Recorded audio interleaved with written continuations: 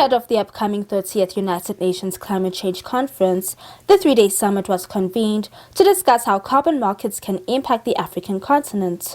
According to the African Development Bank Group, Africa is the continent that is the most vulnerable to the effects of climate change across all scenarios exceeding 1.5 degrees Celsius.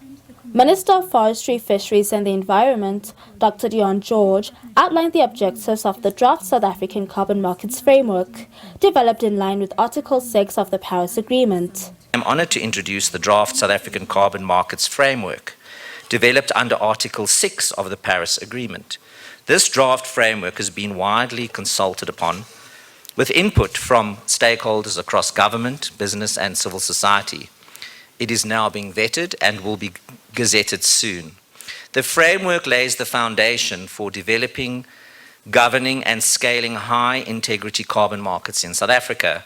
It is designed to create an enabling environment for credits. Credible, transparent and socially inclusive carbon market activity aligned with the nationally determined contributions and with the Paris Agreement's cooperative mechanisms. The minister's announcement echoed the calls that have been made for companies and governments to contribute to the fight against climate change. We need to follow the principles of a mitigation hierarchy. Companies need to reduce emissions as far as they possibly can on site, and then look outside for things like carbon offsets. But this needs to be done in parallel, because whilst you're concentrating on your internal mitigation, you need to already be planning and looking and developing these projects.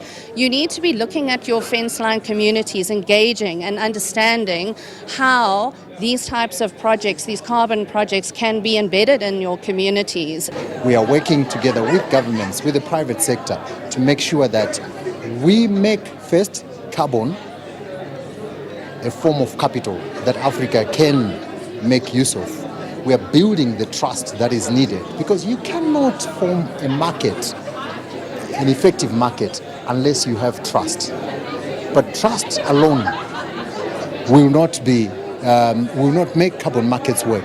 We are also making sure that we are providing the financing, or at least working with players in the finance space to make sure that the financing is available to those people who would like to do their play within the space.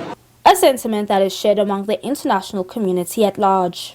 Sweden has teamed up with UNDP, Africa's Sustainable Finance Hub, who is based here in South Africa.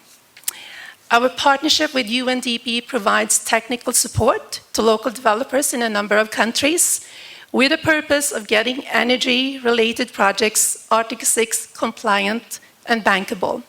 Meanwhile, COP30 is expected to take place in Belém, Brazil, from the 10th until the 21st of November. Bonolo Maribe, SABC News, Johannesburg.